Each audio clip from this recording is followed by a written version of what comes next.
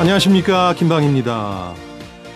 미국의 16대 대통령 링컨, 그러면 보통은 민심과는 관련이 먼 인물처럼 느껴지죠. 노예 해방이라는 가치 있는 일을 위해서 전쟁도 불사한 원칙주의자나 도덕론자가 떠오릅니다. 근데 실제로는 그렇지 않았습니다. 민심의 가치를 누구보다도 잘 안 사람입니다. 대통령이 되기까지, 또 남북전쟁을 승리로 이끌기까지 그 사람이 가장 잘한 것은 민심을 자신의 편으로 끌어들이는 것입니다. 민심, 영어로는 public sentiment, 즉 대중의 정서라는 표현을 썼습니다만, 민심에 대해서 이런 얘기도 했습니다. 민심이 만사다. 민심을 얻으면 못할 것이 없고 민심에 어긋나면 어떤 것도 이룰 수 없다. 민심을 형성하는 자는 법을 집행하거나 판결을 내리는 자보다 더 강하다. 우리나라에서는 전통적으로 명절 때 온 가족이 모이기 때문에 민심이 강렬하게 형성되기 마련입니다. 정치인들이 이 시기에 자신의 지역 기반에서 바삐 움직이는 것도 그 때문이겠죠. 이번 추석 명절 또한 민심이 들끓을 겁니다. 남북 화해 무드가 화제가 될 테고 경제 상황에 대한 얘기도 오갈 겁니다. 경제에서는 오늘 예고한 대로 수도권 택지 공급 계획이 발표가 됩니다마는 부동산 값이 더 오를 것이냐, 이게 단연 관심사가 되겠죠. 민심에 관심을 가져야 하는 것은 정치인만이 아닙니다. 사업가나 경영자, 자영업자, 심지어 직장인도 민심에 귀를 기울여야 합니다. 그게 기회를 제공해 주기도 하지만 자칫 민심의 흐름을 놓쳤다가는 자신의 일에 커다란 위협이 되기도 하니까요. 자, 성공예감 김방입니다는 오늘부터 추석 연휴 기간까지 경제 민심을 집중적으로 전해드리겠습니다. 기자분들이 정리해드리기도 하고 또 여러분과 직접 소통하는 방식으로 알려드리기도 하겠습니다. 자, 금요일 성공예감 김방입니다. 시작하겠습니다.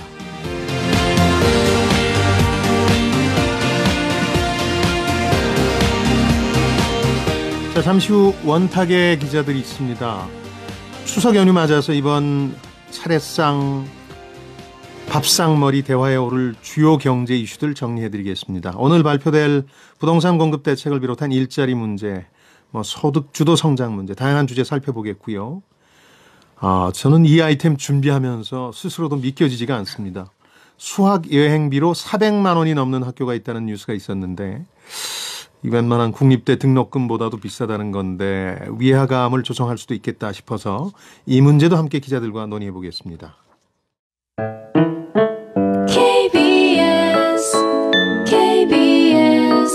KBS 라디오. 자, 원탁의 기자들 함께 하겠습니다. 유튜브에서 성공예감 원탁의 기자들 치시면 동영상으로 보실 수 있습니다. 기센 두 분의 누님과 우리 시금치 전문 기자,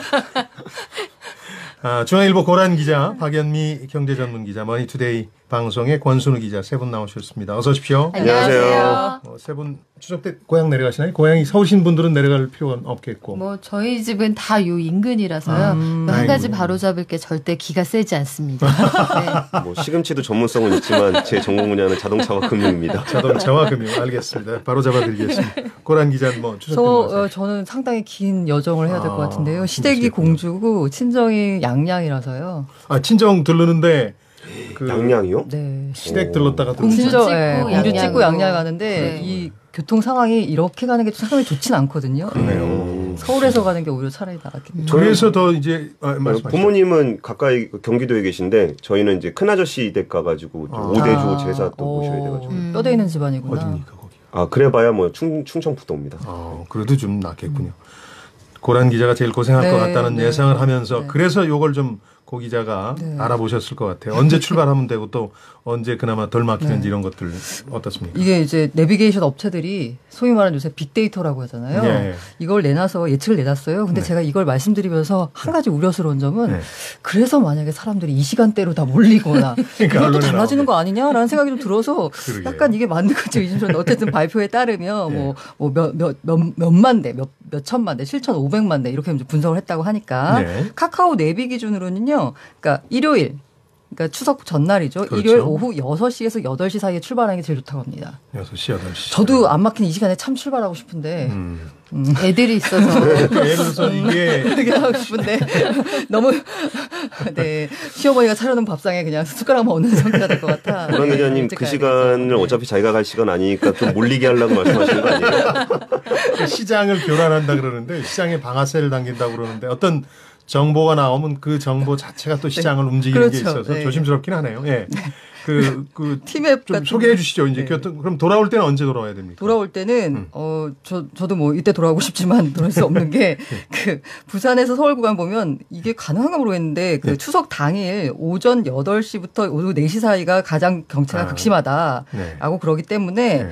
8시 이전에 출발을 해라라는 건데 8시 이전에 그 차례 할 수가 지나서 출발을 할 수가 없잖아요. 없잖아요. 네.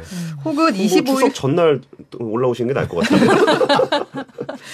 아니면 25일 오후 8시, 그러니까 추석 다음 날 다음 오후 날. 8시나 아니면 26일, 차라리 아예 마지막 날 이렇게 출발하는 게 여유롭다고 합니다. 네. 그러니까 결국 이 게임은 남들 즉 대중 시장의 움직임을 포착해서 그것과 좀 정반대로 가는 거니까 네네. 재테크하는 거랑 비슷하다는 기분으로 한번 그 해보시죠. 즐기면서 이 게임을 하실 필요가 있다는 생각이 좀 들겠습니다. 뭐 공매도 치는 거랑 좀 비슷한 것 같은 느낌도 들고. 비슷하죠. 그러니까 시장이 어떻게 움직일지를 예상하고 반대로 움직여야 되는 거니까. 자, 연휴 기간에 고속도로 통행료 면제한 지 몇 년 됐는데 이번에도 그렇죠? 네, 그렇습니다. 이번에도요, 예. 고속도로 통행료가 23, 24, 25 연휴 기간 동안 면제가 되는데요. 예. 그 유료 도로들 있잖아요. 예.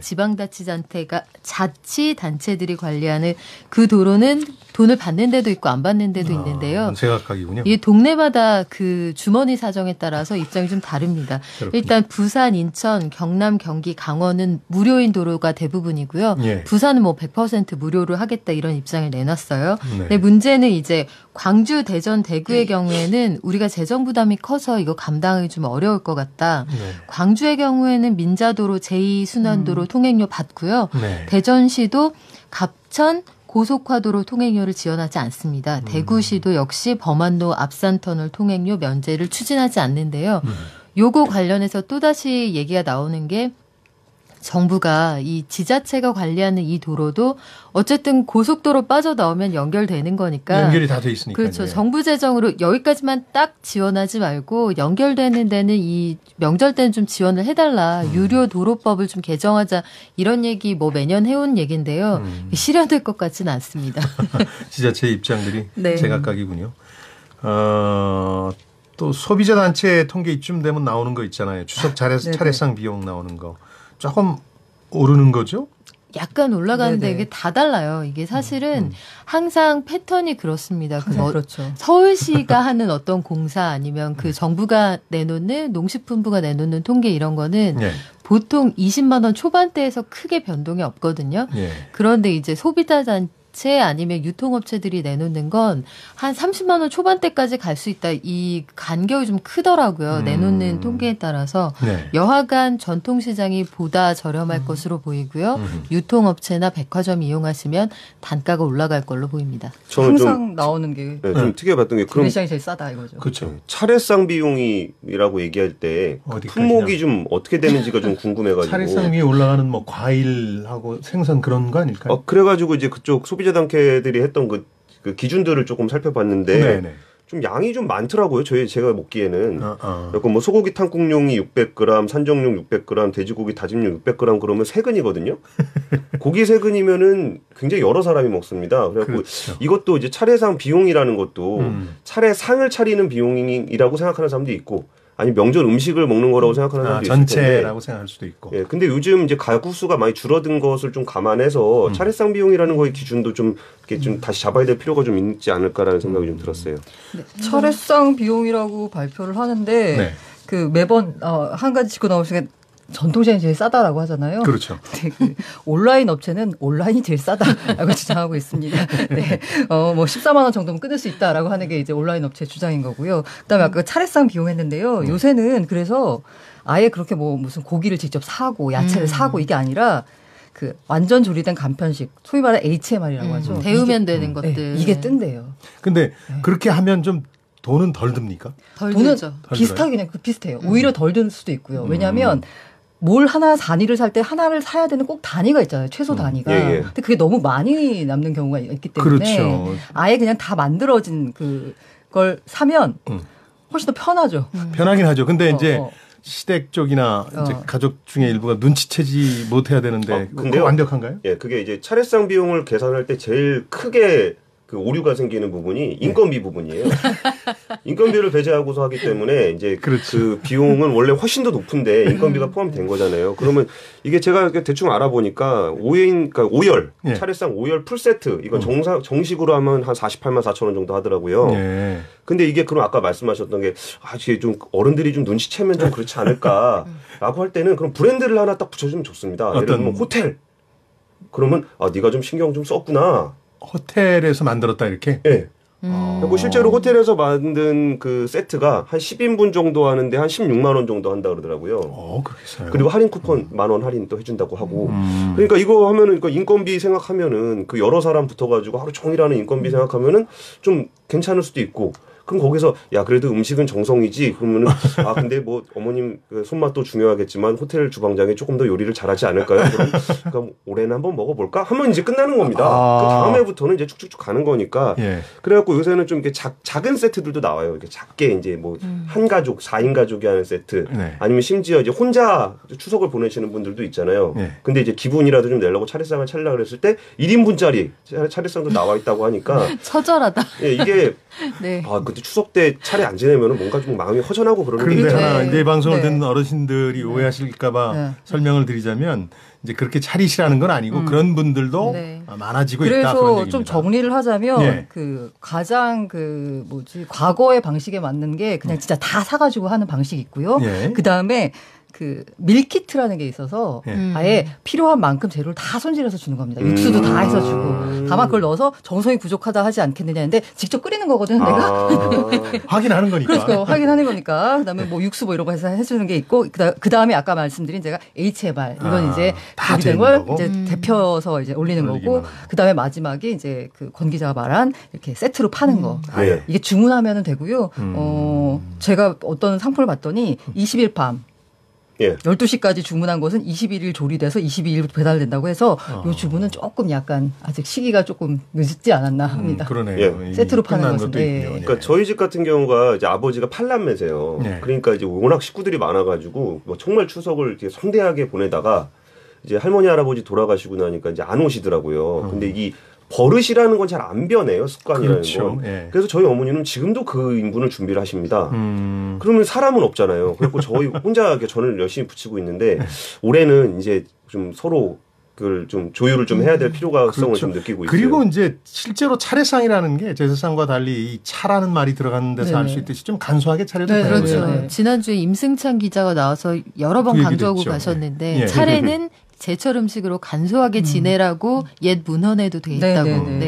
그런 문화가 조금씩 바뀌긴 해야 될 것 같아요. 아까 그 권순우 기자 집안 얘기했습니다만 가족 구성도 바뀌고 있고 또 이제 차례상의 어떤 취지도 그렇고 좀 실용적이고 간편하게 좀 바뀌었으면 좋겠는데 제 고향에서는 빵이나 바나나도 올라가거든요. 그래서 인터넷에 많이 인증샷이 올라오는데 뭐 그 당시엔 거기서 나고 거기서 만든 과일이니까 바나나가 나는 지역이었으니까. 사실 바나나는 굉장히 고급 음식이었잖아요. 예전에는. 그렇습니다. 그렇죠. 그래서 차례상에 올렸는데 이렇게 좀 실용적이고 간편하게 하면 좋을 것 같습니다. 하루 종일 전 부치고 하는 게 너무 힘드니까요. 그러니까 소장님 말씀 중에 조금 오류가 있는 게 그 지역에서 나는 음식을 중심으로 했다. 하지만 조선시대에도 그러지 않았습니다.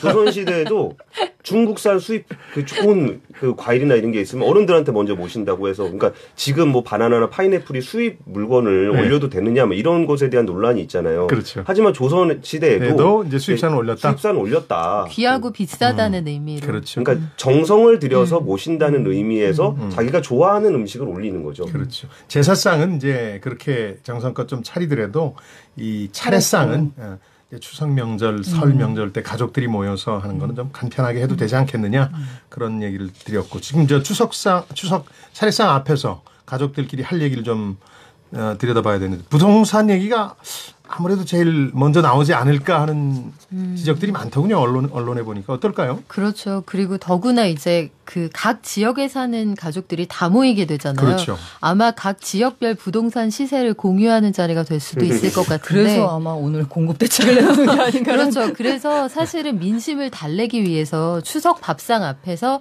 그래도 이 정도면 됐지 않아 하는 얘기를 듣고 싶으니 오늘 내놓는 것인데요. 네. 글쎄 그린벨트는 풀지 않을 것으로 보입니다. 지금 서울시 그렇더군요. 서울시가 입장이 반대를 그렇고 하고 유휴지를 이용하겠다는 거죠. 그렇죠. 뭐 성동구치소 자리 이런 것들을 좀 내놔서 당초에 정부가 생각했던 게 서울이나 서울 근교에 한 30만 호 정도 공급할 수 있는 땅을 마련해 보겠다고 했는데 일단 서울시의 경우에는 그린벨트는 안 풀고 유휴지 공급으로만 한 6만 호 이상 공급이 가능할 걸로 본다고 하니 양측에 어떻게 얘기가 진전된지는 나와 봐야 알겠습니다만 사실 저희가 우스갯소리로 남북 정상회담 기간에 김현미 장관도 북한에 갔고 박원순 시장도 갔잖아요. 네. 그래서 정상 간의 정상회담 하는 동안 그 두 분도 이 부동산 대책에 빅딜을 하지 않겠느냐 이런 얘기가 있었는데 뭐 큰 틀의 합의는 없었던 것 같고 여하튼 지금 공급은 좀 늘리겠는데 충분치는 않다는 반응이 나올 걸로 보여요. 보이고 다만 9.13 대책이 나온 뒤에 그 수도권을 중심으로 한 아파트값 상승률은 떨어졌습니다. 이건 네. 명확하게 그래프로 나타나는데요.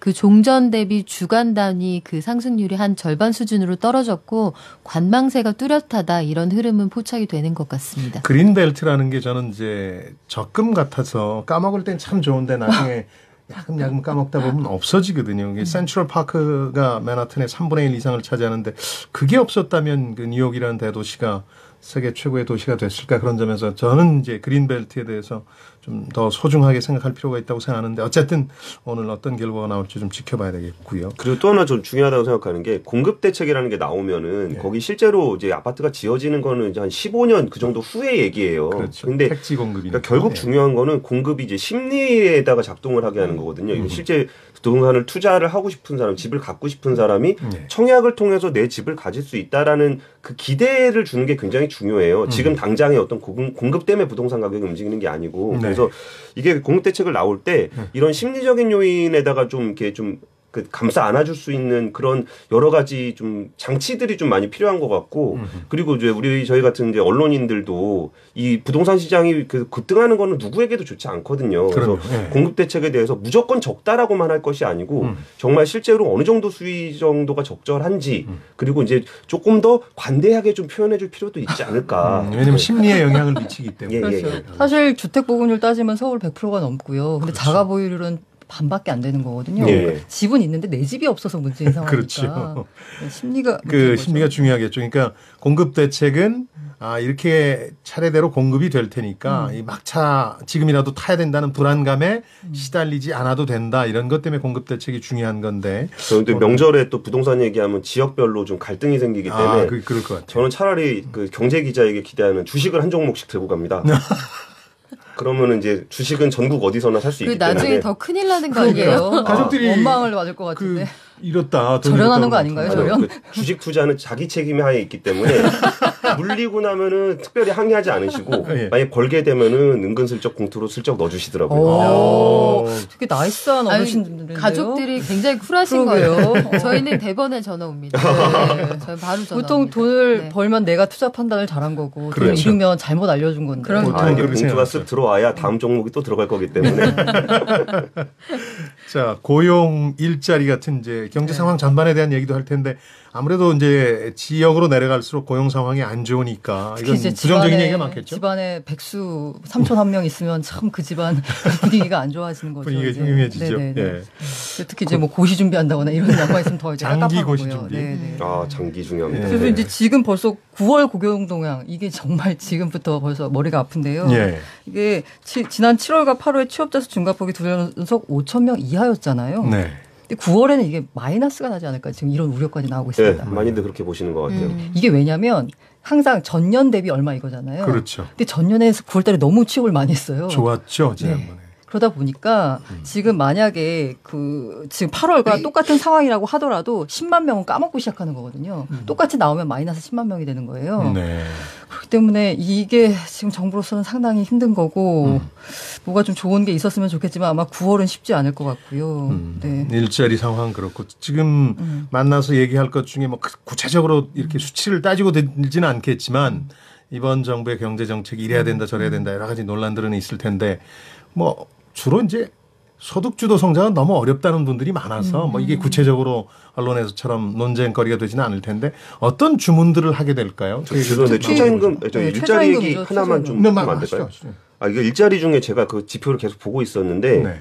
이게 왜 그렇게 많이 줄었을까를 자꾸 이렇게 찾다 보니까 네. 생각해보니까 지난 정부에서 되게 다양한 일자리를 되게 많이 만들었어요. 예를 들면 경단녀라든지 고졸 채용이라든지 시간제 일자리라든지 이렇게 정부에서 공공 일자리로 만든 단기 근로가 있었고 네. 그때 생각해 보시면 기업들에서도 그걸 굉장히 종용을 많이 했어요. 그게 한 1년짜리 일자리들이 꽤 많았었거든요. 한시적인 일자리를 워낙 많이 만들어놨다. 예, 그래가지고 이게 일자리 사라진 부분 중에서 그 한시적 일자리 부분들을 그냥 단순하게 그냥 저거는 뭐 좋은 일자리 아니니까라고 좀 취급해서 없어졌던 건 아닌지 아니면 신경 쓰지 못하는 사이에 그런 부분에서 이제 단기 실업들이 좀 많이 늘어난 건 아닌지 뭐 이런 것들도 좀 미시적으로 분석해 볼 필요가 좀 있는 것 같아요. 그렇죠. 그리고 아무래도 이제 자영업 자체가 워낙 이제 구조조정 그렇죠. 중이니까 그렇고 권순우 기자님 8106번님 한 종목 주시죠. 어떻게 하실 거예요 이거? 그 얘기를 해놔가지고 지금 한 종목 추천해달라고 지금 오잖아요. AS 하셔야 될 것 같아요. 문자 연락 제가 팟캐스트에서 많이 얘기하는데 여기는 또 괜히 했다가 시장 교란으로 들어갑니다. 예. 알겠습니다. 자. 그 얘기를 해보죠. 이제 마무리 겸해서 뭐 이번 정부 경제 정책 잘한다 못한다 그런 얘기를 하면서 어떤 주문들을 할 텐데 그게 사실은 민심이고 이번 정부 경제팀도 들어야 될 얘기들인데 뭐 어떤 얘기들이 나올까요? 그 가족들한테 이제 경제 전문가들이시니까 막 물어볼 텐데 뭐라고 하시겠어요? 일단은 저는 이제 지방이다 보니까 이게 그 최저임금에 대해서 약간 온도차가 있어요. 네. 서울과 지방의 사실 생활비 수준 자체가 다르거든요. 그렇죠.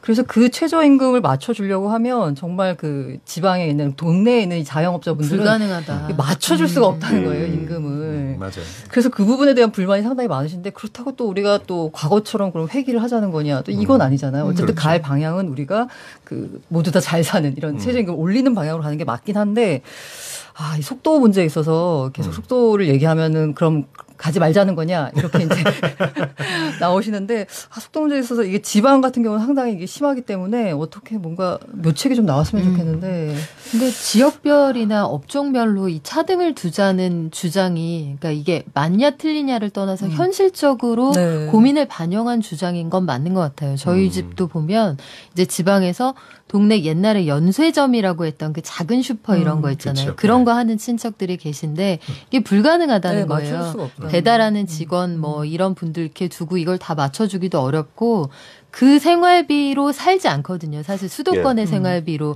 그래서 왜 우리가 흔히 그런 얘기 하잖아요. 야, 서울에서 받는 연봉이나 이 집값을 가지고 만약에 지방에 간다면 일자리만 있다면 삶의 수준이 훨씬 좋아질 맞아요. 것이다. 이런 네. 얘기를 하는데 네. 이런 고민이 현실적으로 좀 필요할 것 같고요. 지금 남북 정상이 북한에서 정말 아름다운 결과를 만들어서 오셨는데 네. 그 내 고민에 귀를 기울여 준다는 그런 느낌을 좀 줄 필요가 있지 않을까. 그러니까 이게 옳다고 가르쳐 주는 그런 형태가 아니라 예. 어떤 고민이 있구나에 대해서 정말 귀를 기울여 주는 그런 모습은 추석 때 혹은 그 이후에 좀 보여주셔야 될 필요가 있지 않을까 싶습니다. 저는 이미 이름 벌어진 거 재정을 확 풀었으면 좋겠습니다. 이게 그 이번에 예산 편성됐을 때 한 9% 정도 작년 대비 늘었거든요. 그렇죠. 근데 세수 늘어난 거는 10% 이상 늘었어요. 한 12% 정도 늘었는데, 그러니까 재정 정책 면에서 그 이전 정부에 비해서 굉장히 세수가 좀 유리한 상황이기도 해요. 그건 그렇죠. 근데 정부가 뭐 뭐 기업 유보금 풀으라고도 얘기하고 있지만 국고로 쌓여 있는데도 굉장히 지금 많이 쌓이고 있는 상황이거든요. 그런데 그러면은 뭐 나라 호주머니 거덜낸다 이런 비판도 뭐 권 기자 같은 언론인들이 하잖아요. 근데 그거는 진짜 냉정하게 보실 필요가 있는 게 그럼 실제로 세수가 얼마가 들어오고 얼마가 나가는지를 봐야 될 필요가 있는 거고 또 하나는 글로벌하게 미국이라든지 일본이라든지 지금 뭐 완전 고용을 이루고 하고 있다라는 그런 국가들의 어떤 재정 정책들을 보면은 적자 재정 편성하는 경우가 거의 스탠다드화 돼 있어요. 그렇죠. 그러니까 이제 침체기에는 특히 그렇죠. 예. 예, 그리고 이게 어떤 심리에다 영향을 주기 위해서는 좀 더 이제 강력한 정책들이 좀 많이 필요한데 그럴 때 재정 정책은 이렇게 물 스며들듯이 이렇게 사회 곳곳으로 스며들게 되거든요. 네. 그러면 뭐 지역이라든지 서민이라든지 여기다가 시장을 통해서 어떤 경제 성장을 이룩한다는 건 쉽지 않아요. 그럴 때 재정 정책들이 마중물이 충분히 돼준다면은 좀 더 이렇게 그러니까 이 재정 정책에 대해서는 좀 더 자신감을 가지고 할 필요가 좀 있을 것 같아요. 호주머니 정부가 풀어서라도 좀 화끈하게 한번 저 일자리 상황 개선할 수 있는 대책 펴봐라 그런 얘기인데 뭐 어쨌든 논란이 있을 수는 있겠고 또 마지막으로 제안하실 거 없습니까? 이참에 우리 경제팀 방송 듣고 있을지도 모르겠는데 귀에다 지원 좀 해주시죠. 아니 저는 일자리 얘기 많이 하는데 예. 그 일자리를 늘리겠다 혹은 뭐 일자리를 창출하겠다라는 방식이 다 2차 산업시대, 3차 산업시대 그 과거 과거의 방식대로 방식이다. 하는 거 아닌가 싶어요. 지금 4차 산업혁명 시대인데 지금 미국 경제 잘 나가는 것도 프랑이라는 소위 말하는 그런 인터넷 기업들이 주도하고 있잖아요. 실리콘밸리에서. 그렇죠. 우리도 그럼 뭔가 이렇게 새로운 이 4차 산업혁명 시대 소위 맞는 그런 식의 일자리 증대 방안이 있었으면 좋겠는데 과거 방식대로만 하는 건 아닌가라는. 그러니까요. 지금 저도 그건 동의하는 게 새로운 산업 정책이 좀 필요하다는 생각이 들긴 하거든요. 그게 부동자금 아니 1100조죠. 1100조가 풀려 있다는데 그 돈들이 갈 곳을 잃고 부동산만 바라보고 있는데 그게 갈 곳을 만들어 주기도 하고 일자리를 또 만들기도 하고 하는 후유증이 무서워서 못 한다는 생각이 좀 들거든요. 1차 벤처 붐 때 아니 근데 벤처 네. 생각하면 룸살롱부터 생각하게 되니까. 그래서 그 벤처붐이 막 나가지고 그 후유증이 나왔지만 네. 그래서 결과적으로는 2000년대 우리가 자랑하는 인터넷 기업들 네이버 나오고 그렇죠. 카카오 나오고 넥슨 뭐 IT NC 다 강국 된 나왔잖아요. 거죠. 그러니까요. 지금은 그런 기업들이 탄생하지 않고 있어요. 맞아요. 그러니까 좀 이렇게 국가를 생각하면서 정책을 했으면 좋겠다는 게 이런 스타트업을 육성하거나 이런 정책들은 자기 때에 안 나와요. 그러니까 돈을 밀어넣고 나면 이게 5년이고 10년이고 지나고 나야 나오거든요. 아스팔트만 까는 거죠. 예. 그런데 이렇게 하면은 사실 자기 정권에서 지지율을 받기는 쉽지 않아요. 그러면 이제 새로운 거를 좀 이렇게 우리가 좀 새로운 문화를 만들고 벤처를 하겠다 그러면 그 벤처 기업 성장하는데도 한 8년 9년 걸리니까. 네. 근데 그거를 진짜 그 뭐 20년 장기 계획 뭐 이런 얘기 하잖아요. 그런 거 하는 것처럼 이렇게 국가적인 펀더멘탈을 만든다는 차원에서 접근을 하면은 뭐 그런 부분들이 뭐 당대에 안 미치더라도 우리의 아이들이라든지 우리의 후배들이 사는 대한민국이 좀 더 달라지지 않을까라는 생각이 듭니다. 알겠습니다. 그런 얘기들도 이제 우리 세 분 기자들 고향 가시면 가족들 둘러앉아서 얘기하시면 좋을 것 같습니다. 어떤 국민적인 컨센서스 합의가 이루어지면 좀 나아지지 않을까 그런 생각도 들고요. 성공회와 몬타기 기자를 듣고 계시는 지금 시각이 9시 37분입니다.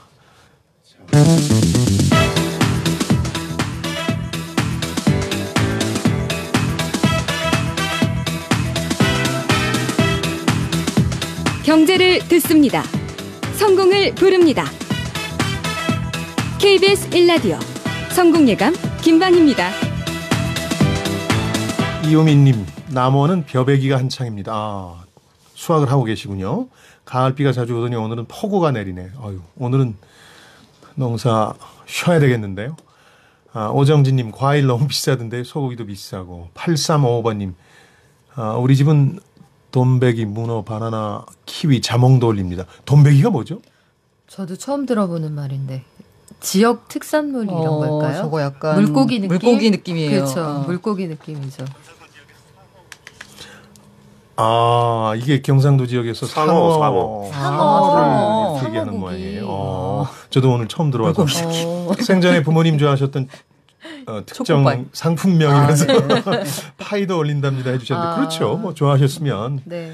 그리고 CHEON으로 시작하는 닉네임. 얼마 전에 인턴하다가 전환이 안 돼서 올해 백수가 됐습니다. 고향 내려가기 싫으시겠네요. 그러니까 이제 조금 가족분들도 그런 분들한테는 일자리 얘기라든가 이런 걸 좀 피해주는 배려를 할 때가 됐잖아요. 매번 이제 이럴 때마다 상처 있고 결혼 문제도 그렇고요. 그러니까요. 근데 사실은 잘 모르기 때문에 물어보는 거거든요. 관심을 표한다는 느낌으로 그게 왜 얘기하는 건데. 그러냐면 네. 사실 매일 보는 가족들끼리는 그거 안 물어봐요. 그렇죠. 가끔 그렇죠. 보니까 물어볼 게 없으니까 그냥 그거 물어보는 거거든요. 맞아요. 물어보지 마세요. 차라리 정치 얘기를 하십시오. 정책이로도 싸우게 되는데. 예. 사실 저도 결혼하기 전에는 그 명절 근무를 자처했습니다. 제가 할게요. 충분히 이해합니다. 그래서 제가 주식 좀 들고 간다. 그것도 좋은 아이디어입니다. 자, 이 기사 얘기도 좀 해보죠. 수학여행비가 446만 원. 이게 아직 수학여행을 446만 원이요? 이거 네네. 신혼여행비 아닌가요? 446만 원이면 신혼여행비 맞아요. 정도 될 텐데. 신혼여행도 저는 이 정도 주고 안 갔는데. 그러니까 저도 오래돼서 이 정도 안 이 정도 안 들었거든요. 들었는데. 이게 어디서 이렇게 이게 했다는 거죠? 세종시에 있는 한 학교 그리고 뭐 보니까 매년 우리가 수학여행비 제일 많이 썼어요 하는 학교들이 있더라고요. 아하. 근데 이게 그 참여한 인원을 제가 봤더니 예. 전체 다 가는 게 아니에요. 아, 그러니까 원하는 사람만 가는 거예요? 몇십 명 수준이 이렇게 다녀왔더라고요. 뭐 광주에 있는 어떤 학교는 미서부로만 한 열흘 정도 몇십 명이 다녀왔다 이런데 당연히 미서부로 열흘 정도 다녀오면 비행기 값만 얼마예요. 그러니까. 근데 수학여행으로 그 미서부를 간다는 생각을 사실 저는 한 번도 못 해봤기 때문에 이 기사가 굉장히 새롭고 좀 충격적이기도 했거든요. 예. 근데 요 몇십 명만 갈 수밖에 없었던 사정을 고려를 해보면 이게 굉장히 큰 부담 아니었을까요? 다른 그렇겠죠. 학생들에게. 그러면 못 가는 학생들하고 위화감이라는 게 생길 그렇죠. 수밖에 없잖아요. 예. 네. 근데 지금 그 수학여행을 갈 만큼 이제 자제분들이 크진 않았으니까 전체적으로 금액이 얼마나 하는지 모르시겠지만 100만 원은 일단 넘나요?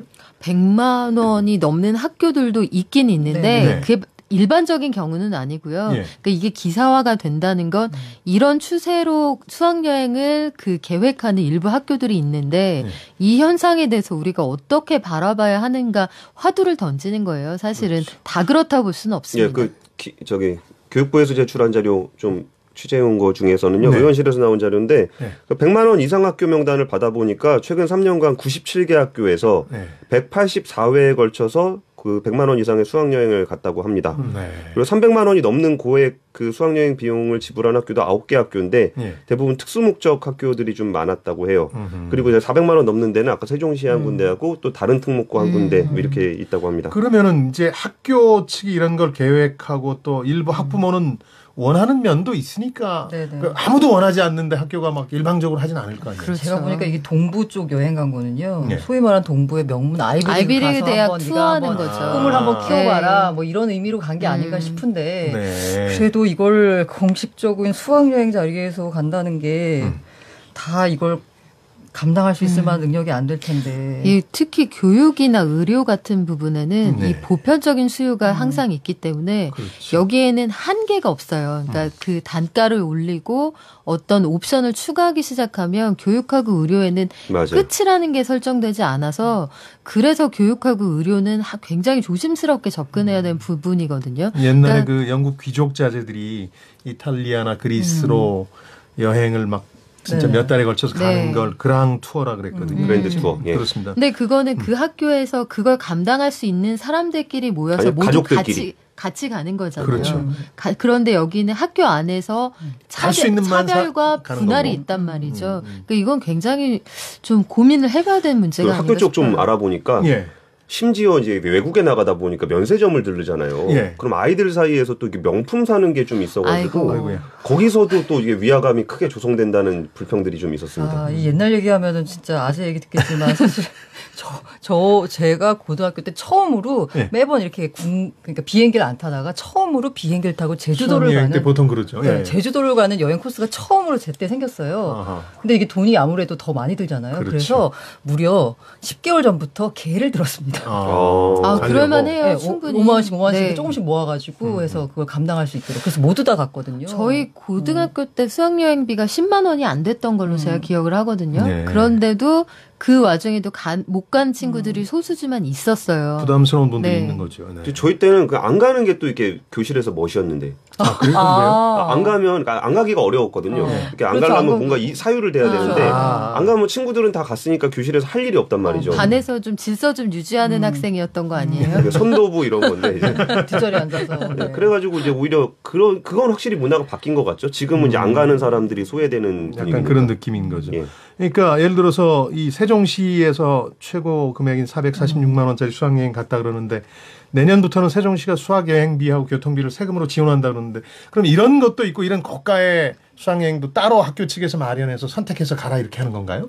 그 보니까 전체가 가던 우리가 알던 수학여행이 아닌가 보죠? 수학여행을 선택할 수 있는 자유도 저희 때보다는 훨씬 있는 것 같고요. 그래요? 그 여러 가지 목적의 현장학습이나 탐방이나 뭐 문화, 역사, 교류 이런 것들에 기획이 많이 돼 있더라고요. 특히 그래요? 와. 특목고나 아니면 뭐 자사고 이런 경우에는 해외에 있는 학교하고 결연을 해서 가는 경우도 있는 것 같은데 네. 모두가 참여할 수 없으면 사실 참여할 수 없는 그 한 사람을 초점을 두고 기획하는 게 맞지 않나 싶어요. 그러게요. 그러니까 그리고 이제 네, 아는 만큼 보인다고 서울은 굉장히 좋은 관광지입니다. 네. 그러니까 우리가 만약에 부산에 간다거나 아니면 어디 갔을 때 되게 좋은 관광지예요. 근데 자기가 그냥 일상 공간이기 때문에 이걸 낯설다고 느끼지 못하는 게 있거든요. 그럼 우리가 뭐 해외에 나가야 뭔가 새롭고라고 생각하겠지만 서울에서도 기획을 짜거나 뭐 호텔팩을 하거나 이러면 굉장히 좀 재밌는 여행들을 많이 만들 수 있거든요. 그래서 네. 이거는 선생님들이 조금 더 신경을 쓰면 좀 아이들한테 좀 만족감도 줄 수 있지 않을까 싶은 생각도 들어요. 1918번님이 이렇게 옵션들을 주는 모양이군요. ABC 세 가지 여행지 중에 고르라고 했대요. A는 설악산, 그 따님이 수학여행을 가는데 B는 제주도, C는 일본이었는데 이거 위화감이 좀 생기긴 했군요. 그래서 결국 이제 학교 측에 말씀을 드려서 통일해서 제주도로 결정된 일이 있다 그랬는데, 그러니까 그 위화감이나 마음의 상처 같은 것들도 교육에 방해가 된다는 걸 학교 측이 이해를 해야 되겠고, 일부 학부모님들도 그런 건 수용을 해 주셔야 되겠죠. 선생님들은 학교 예산으로 갔답니다. 네, 개인적으로 갑시다. 그런 견문을 네, 넓히는 맞아요. 비싼 여행. 가족들끼리 되니까. 가세요. 네. 네. 4년 전에 안산에 있는 한 고등학교의 수학여행비가 33만 원이었더군요. 그래서 어떤 학부모가 돈 걱정하는 자식을 등 떠밀어서 이 수학여행을 가게 한 적이 있었대요. 그 아이는 물론 바다에서 죽음을 맞았죠. 그래서 이 수학여행이라는 것에 대해서 학교나 교사 선생님들이 너무 쉽게 생각하지 마시고 아이들 마음을 우선 고려하는 그런 수학여행이 돼야 되겠다, 이런 생각이 듭니다. 자, 박연미 경제전문기자, 중앙일보의 고란 기자, 머니투데이 방송의 권순우 기자 세 분이었습니다. 고맙습니다. 예, 감사합니다.